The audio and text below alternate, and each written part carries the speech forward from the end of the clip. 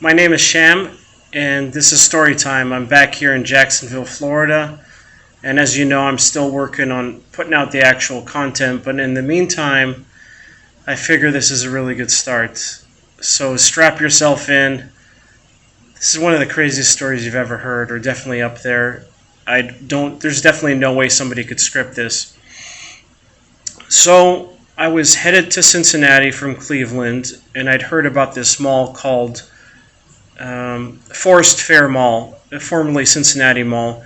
And what made it unique is that it was this huge mall, I think 1.5 million square feet, and it had it was capstoned by Kohl's and Bass Pro Shop, but those were a self-contained unit. The actual mall only has like two or three stores.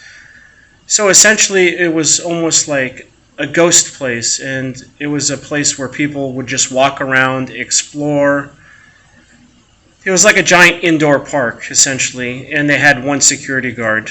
And I'd read about this, and basically everybody would showcase it in a way as like an open house. They just do a walkthrough during regular hours, and it was just a straightforward view. So I had this crazy idea of trying to do an after hours video, and what that would require is, I admit, it's illegal, it's trespassing, but my plan was to hide and wait out security and then crawl out and see how much I could actually tape. So they close at 6:30, and I got in there like an hour and a half before. As I walk in, I see this young couple, and I ask them about the mall. And I have this good vibe about them, so I throw out the idea of, hey, do you think I could probably hide and stay here? And the guy's like, yeah, I've done it before. There's this spot that you can hide in, and it should work out for you. So I just decided to do like a tour of the mall, see what I could find, scope the area out, and I finally went to this corner, and it ended up being the best option. I barricaded myself in this meat locker at 6. They close at 6:30. So around comes 6:30, and I start hearing talking, and it's obviously the security guards patrolling the area. The one unique thing I did hear was a dog, so that was kind of strange. My main thing was I was hoping that nobody would come and pull the door open. The thing that was in my favor is that the door was real heavy to open, and I would assume that most people just wouldn't check it. And to help myself out, I took whatever I could find on the ground, like trash, and I wedged it in the door, so it would make it that much tougher to open up. So like 30 minutes in, I hear voices and somebody coming my way, and I'm like, oh shoot, please don't find me. I don't want to be found this early on. I'd rather get some footage and then if need be get out. And the thing that was in my favor is there was so many exits, and that just made me more relaxed about doing this whole journey. So the guy walks past me, and there's a back room for former employees to the abandoned restaurant. Checks the rooms and then comes back out. And again, I'm just praying on the way back, please do not check this area. Thankfully, the guy just walks back, and then it becomes quieter, and I keep hearing their voice in the distance, which is good because it means they're moving away from me. But all of a sudden, I hear the dog bark come closer. So it felt like it was right there, like playing in the area of that abandoned restaurant. But I hear a woman's voice and then a kid's voice. So I put two and two together, and I figure, hey, this is like a family security function in a way. So they allowed like this woman to bring along her kid and a dog, and they were just going to finish out a shift or whatever it is, and then they'd go home. So I heard like an hour of barking, and then all of a sudden it stopped. And as well, those voices faded of the security guards. So I'm like, you know what? This is a good time to go. The thing is, I'd been in there for 3 hours, and it's a hot box. It's a meat locker, and I was just sweating like no other. So that was a little bit draining, and I just needed a breath of fresh air. And I was just antsy to get out. So finally, I get out at 9, 3 hours afterwards, and I just slowly creep out. And I creep to that back area, the former employee area where the guard had come and gone. So I stood there and just waited. And it was dark, and it's a huge place, so you start hearing these noises, and it's just creaking and this and that. And like I mentioned in previous videos, being a construction worker, an electrician, you do realize that these huge structures, they're constantly in motion. And that's what it was. The fact of the matter is, if you use logic, it's so tough to do, but to overcome emotion, whether it be anxiety or being scared or adrenaline, you need to teach your brain to turn back to logic ASAP. I would have heard footsteps. I mean, everything is in my favor because I'm expecting something and they're not. So the fact that I just heard creaking and not actual footsteps, which would be rather obvious, made me creep forward and finally leave the area. So I was just doing video of shooting that particular corner of the mall, and I noticed that there was a car in the parking lot, so I sort of scrambled to put myself against the wall out of view. And I'm sort of just panning the camera over in that direction, telling the audience, hey, there's a car out there, just keep notice of that. And as I'm turning the corner to go down the hallway towards the other sections, all of a sudden I see a freaking guard. And he's biking towards me. That was the thing that really threw me off. So I'm like, oh shit. And that's when the camera cuts out of me running. So I naturally run towards where I came from, which was the abandoned restaurant. And I just run straight to the back through a door that I thought would be open. No, I slammed full speed. It had been padlocked, or maybe it was already padlocked and I didn't notice. So I come out, and the guard had come even closer. He was like near the main doors. So I'm just like a chicken with my head cut off, and I go through the mall doors, and then there's that small space before you go to the outside doors, and boom, I slam into that. It's chain linked, and that was where the security car was in the parking lot as well. So I come back out, and the security guard is just calmly on his bike on one of those walkie-talkies, probably talking to somebody back at like Central Command, because the thing is, there was a shit ton of cameras. So my logic was, maybe they don't really monitor them that deeply. Maybe it's just a dude on his bike going around, and that's really just the security. But I come to think at this point that there was probably Central Command and probably multiple security guards, and they were just relaying info as to where to go. So he was super calm on his bike, on the walkie-talkie, and I'm running around, like I say, chicken head with my chicken head cut off, and he's yelling shit at me like, "Are you on drugs? Are you drunk? Stop!" And the funny thing is, just subconsciously, I'm answering no. So he's like, "Are you on drugs?" No. So it's funny how I'm actually engaging him in convo, answering his questions as I'm running around. It was just one of those impulses. So, hey, guys, I'm actually a polite criminal, if that means anything. Finally, I realize that there's stairs, those elevator stairs going down. So I sprint down them, and since he's got his bike, it's harder for him to follow.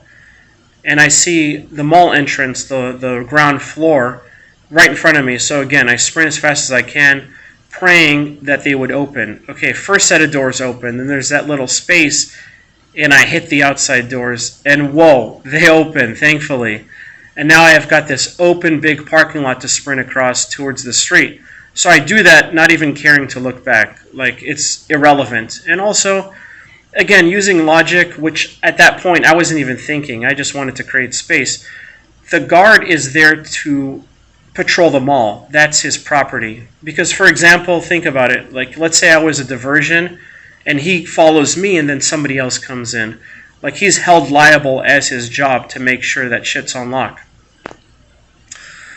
So thinking about it, like, as long as I'm getting off the property, I'm safe. So I get off the property and I come to the sidewalk, and it's a 7-lane road. I was just so panicked, like I say, I just need to get out of there. I end up running into 7 lanes of traffic. Cars are screeching all over the place. And thankfully I get through. No crashes, no injuries, nothing like that. So I start running. There's this huge grocery store. And I start running towards it, But then I realized that's just putting me out in the open. I take a detour to the left, and there's a hotel, and I just dive headfirst into the bushes out front. And I'm like, you know what? I'm just going to wait it out here a couple minutes. And a big thing is also to recuperate, because there could potentially be a second sprint session. So about a minute in, I see this light in front of me, like shining towards me, and somebody saying like, stay there, or something to that effect. Like, are you there? Something like that. So I don't answer, but I believe that I'm obviously in view, because they have this high vantage point of being standing up over me in a sense. I'm just waiting for a cop car to show up, but hopefully I'm recuperated enough to just get up and sprint, or potentially hit this guy off the bike, because I thought it was a security guard. So after 5 minutes, nothing is happening. I get up, and there's nobody there. So all of a sudden, I get another surge of excitement and energy, and I start sprinting away from the mall. But the funny thing is that there was people right there in front, parking their car, and I come stumbling out all like I'm, as if I'm drunk and out of it. And there's a family with kids in front of me, and I just do the whole like shh sign to everybody as I'm sprinting away. So at this time, I actually sprint towards the grocery store. So I'm out in the open.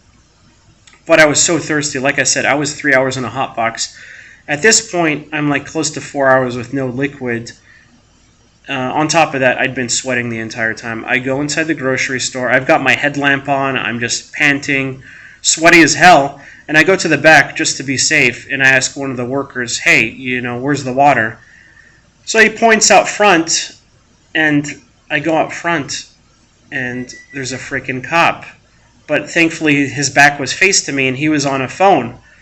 So I'm like, oh shoot, they found me. Probably because I was like headed in that direction already, and maybe because, I'd put myself in the open again. So I turn around, and I start booking it for the back of the store, because I know that there's going to be an employee exit. So I go through the doors into the employee area, and they're looking at me like crazy. And it's an emergency exit regardless. So I start coming back out to the main area, and they're like, hey, sir, what are you doing? You can't be here. And as I'm going out, I see what looks like to be the manager on a phone. So my instinct is, okay, like she's telling him where I am. So again, I make the shush sign, just again, out of habit. And I start sprinting all around. So I naturally head to the side of the store. And again, emergency exit. And just the way that we've all grown up, we've come to a point where if we see emergency exit, we're not going to push it. Like, it's just not one of those things. But I was like, fuck it, this is my only chance. So I push it open, and I immediately hear just sirens and lights flashing like no other. It was just full on. And with my luck, I'd run into the side entrance that led out to the garden center. And the garden center is the one that has the tall enclosed fence. It was a 15-footer. So I'm like, okay, well, that's my luck. Thankfully, I've become an expert fence jumper. I've done it so often doing urbex. And I just scaled that thing, top it off with adrenaline. You're going over the top. So I get over the top, and I start running towards the back of the store, which is heavy brush. It's like a forest type. But as I get to that place, I notice that my phone is gone, this very phone that I'm holding right now. And again, I'm doing this whole back and forth thing. And I just decide, you know what, I don't want to risk going back and looking for my phone, because a cop could be coming around the corner. Like, I'd rather sacrifice my phone so I don't get caught. So I just run head first into this heavy brush. I'm just getting scratched all over, but I'm not feeling any pain. I'm just so high. After about a minute of running through the heavy brush, I come to a fence, just a regular old fence. And again, I hop it because I want to put as much distance as I can. The thing is, when I hop the fence, I'm expecting to hit ground, but I don't. At this point, it's panic mode, and I'm just clutching whatever I can. I end up clutching some branches, but I feel myself sinking down, and I just have a bad feeling. I'm like, there's a drop. I'm just praying that it's not a big drop. Next second, I'm flying through the air, all stretched out for what seems an eternity. It was probably like 2 seconds. And boom, I crash on the ground facing the other side on all fours. And it was weird. Like, when I was in the air, I had a good feeling about it, but at the same time, you're like, how far down is this going to go? Where am I going to land? Again, against all odds, lucky as hell, I was a cat with infinite lives or however many, and I came away unscathed, not even anything hurting me. Another thing, thank God or whatever it may be, but I was intact. After brushing myself up and looking up, it was a freaking 30-foot drop. No kidding. You got the fence that's like a 6-footer, and you've got this brick wall, and especially at night, it just has a looming feel to it. Unbelievable. So at this point, I'm like, okay, I have to keep going. And I realize that my best bet to escape is to follow the wall, because the wall can't possibly go on forever. It's eventually going to end, and that's going to be like an escape method to go around the wall. As I'm following the wall, I come across this big hole. It's a storm drain. So I get this idea, hey, why not walk through it? It seems like the easiest path, the path of least resistance. So I start walking through the tunnel, and it's great. It's big, it's open, and there's actually some water, and the water is pretty damn clean. I didn't drink it, but it was nice to clean myself off in, because at this point I'd been muddy and so heavily scratched.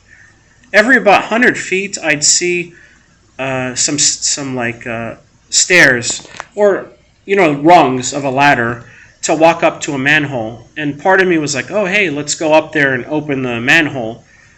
But on second thought, it wouldn't be the smartest idea. First of all, they're very heavy. That's why they're meant to be opened from the outside. Climb in, do whatever you got to do, climb out, and then close them. But it's all done from the top. Secondly, who knows where it's going to put you? Like, those manholes are generally in a rather open area. So it was an easy choice. Just keep going, see where this leads. I kept going. After about a little less than 10 minutes, I come to an opening, and it's another forested area. So I get out, look around, and I see these lights in the opposite direction of the entrance. And I walk up, and it's like I hear noise, I hear a road. I walk up, and holy crap, I had ended up on the complete opposite side. So I went from the forest behind the mall to behind the street facing the mall. So I had walked under the mall, I had walked under the huge parking lot, I'd walked under the street in front of the mall that I'd run across, and here I was on the complete other side in the forest looking at the mall. And what I saw was multiple cop cars and a dog. A freaking dog. But I just started laughing, because they obviously were looking in the complete opposite direction. They were all parked out front, which I found weird because I came out the side, and it didn't seem like anybody even went there. But in my mind, I was like, my phone is gone. There's no need. At the same time, I had this inclination that I should go back. So I started like walking to the side, following the road, but towards a point where it had a curve and it narrowed down to give me a better chance to not be seen. So here I am just looking at the cops, and they eventually leave after about like half an hour. So again, I just find it comical. It was almost like I was a freaking special forces, and they would have never thought in their wildest dreams that I'd freaking fallen that distance and then found a storm drain to walk in the complete opposite direction. It was just like straight out of one of those funny cartoons or one of those thriller movies, action movies, whatever. So finally, I walk far enough, and I look, and I sprint across the street into another set of forest on the side the side of the grocery store. So I'm going through, and luckily, like, I'm good at orientation, and I see a bunch of what seems to be homeless camps or remnants. So I follow this little path, and coincidentally, I found a cold 4-pack of Mountain Dew along the way in the forest. next to a grocery, like one of those grocery baskets, and it was a godsend. Like, I was so thirsty at that moment, and I needed energy that the sugar and liquid just was so satisfying. I chugged 2 of those things. Whoever is out there, whoever did that, I appreciate it, and I am sorry. I just really needed that. It was for the sake of my survival. So I go through the forest, and I end up perfectly on the side of the grocery store, which I jumped. And there was a little mound, so it was really cool because I could stay hidden behind that and kind of shuffle around. So I didn't want to go straight because I'd be totally exposed in the parking lot. At this point, it was like midnight, which is when the store closes. Another good thing because you just have less activity. But I circled around back to the spot that I'd run through initially, and I scouted, and when I felt things were safe, I jogged to the spot where I'd leaped the fence in the garden center, looked down, and lo and behold, against all odds, happiest moment, I saw my phone there on the ground. Again, this very phone that I'm holding. Grab it, scramble back to the brush that I'd initially entered at the start of my journey, and just backtracked. So I backtracked all the way to the storm drain section that had me facing the store, when the cops were there, looking at the back of the cops. So since I had GPS, I mapped out where my car was, and I had parked my car at a hotel that was near the mall. Because obviously I was going to go in the mall after hours, and parking my car there, it wouldn't make sense. It's such an easy thing to spot. But the thing is that this mall required me to go through a lot of open space. And so when I got to another road, I was looking at the best way to overcome that, to get eventually to the mall, to the hotel, because I could see the hotel sign in the distance. But the thing is, in between that was this huge-ass building, just a really nice building, multi-story. It seemed like one of those financial places. And when that comes to mind, it seems like there's heavy security, like they have their own security, or they might even have a cop patrolling, since it seems like it's a high-asset type of area. So I was just kind of scrambling thinking, but the thing is, my stomach hurt so bad. I think, from all the tension and stuff like that, it had just accelerated the digestion process or whatever it is. So, kind of embarrassing, but necessary. I ended up just taking off my shorts, my boxers, and just freaking squirting one out. And I used my boxers to wipe myself, and may they rest in peace. They're somewhere in the brush in Cincinnati. At that point, I just felt better, clear of mind. So, I started going in the bushes, walking along the street so that I'd be closer to the hotel. Finally, I got to a point where it was just such a struggle and a fight, and it had gotten so late at this point that I'm like, F it. When I looked both ways and didn't have a sense that cars were coming, I sprinted straight across towards that financial building. Thankfully, there was no sense of security presence. And then from there, I went sideways into a Burger King parking lot, and all that was separating the Burger King parking lot and the hotel was, a strip of forest, heavy brush that I'd already encountered for several hours before. So I went through that rather easily, got to my car, and just sat there just thinking, is this real? How the hell did this happen?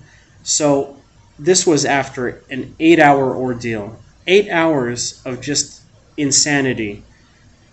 And there was moments in the beginning where I was like, I don't know how I'm going to escape this. And the biggest thing is, here's the deal.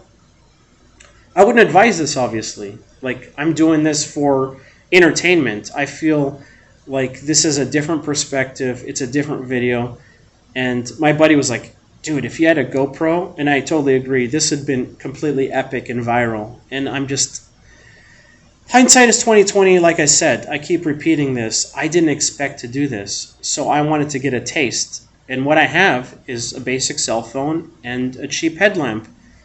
I'm not going to go invest hundreds of dollars and then be like, I don't really like this. And truthfully, at the very beginning of the trip, I had an inkling about it, but I wasn't fully invested. So yeah, it is what it is, and at least I could tell the story afterhand. And thankfully, I didn't get caught. That was the biggest thing. What I was saying is that a security guard, here's a tip or knowledge or whatever you want to call it, they don't have any more power really than a citizen. So they're constrained to that property because that's what they're patrolling. That's their job. That's why I noticed when I got close to him, he was the one telling me back away, meaning that he didn't want to come to me. He didn't want to capture me. He didn't want to touch me because that's not within his rules. So looking back, I could have just walked. I could have taken my time. At the same time, he was on the phone with the cops. He had eventually gotten on the phone, and he was like, "Oh, this muscly guy." So if you're seeing this, I appreciate the compliment. But I could have just been much more relaxed and composed, saved my energy, and gone about my business without fear of the security guards or apprehension. So that's what I would think about next time. But truthfully, like, I just don't plan on being. It has to be completely abandoned. This is quote unquote semi-abandoned, but it should be just completely abandoned. If it's an actual business that has business hours that's operating, I think I'm donezo with it. I got my taste of it. It was intense, and at least I have like an epic story that can always be told, that can always get a great reaction out of. So I got in my car, changed my clothes. I was just beaten to crap, scratched all over, and then I quickly left Cincinnati towards Nashville. Then totally relaxed. Once I got out of that jurisdiction, totally could relax and just reflect and get that sense of excitement. Hey, I'm going to be able to share this epicness with the world and at least have like a memory for life. So having said all of that, this has been the full story in all of its insanity, in its totality. And I'd released a couple videos before just kind of chronicling up to the point that I had reached in the story in real time. So hopefully you guys enjoy. Please subscribe, like, hit the notification, tell your grandparents, tell the world, your pet hamster, whatever.